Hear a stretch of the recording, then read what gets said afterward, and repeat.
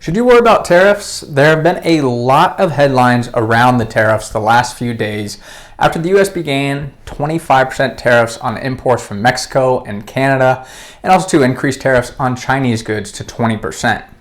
All the countries have now made statements that they will essentially be tough and fight back against the tariffs with actions of their own. China did go as far to say, if war is what the U.S. wants, be it a tariff war, a trade war, or any other type of war, we're ready to fight till the end. I'd say it's a pretty strong statement. As we have been saying, we are firm believers these trade talks will create an immense amount of volatility in the markets in the coming months. When there are headlines that look good, well, obviously the markets will likely rise.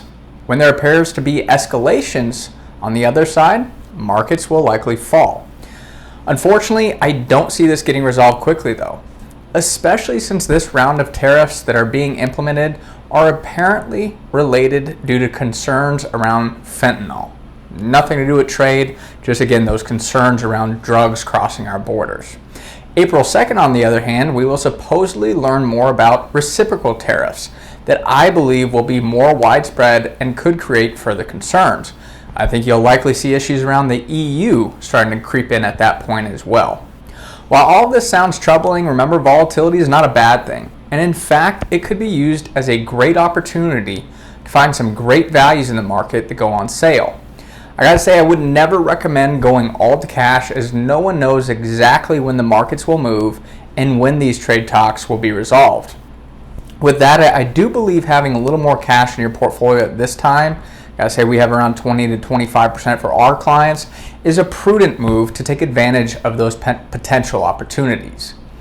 It is also important to remember that countries around the world are far more reliant on our trade business, as we import much more than we export.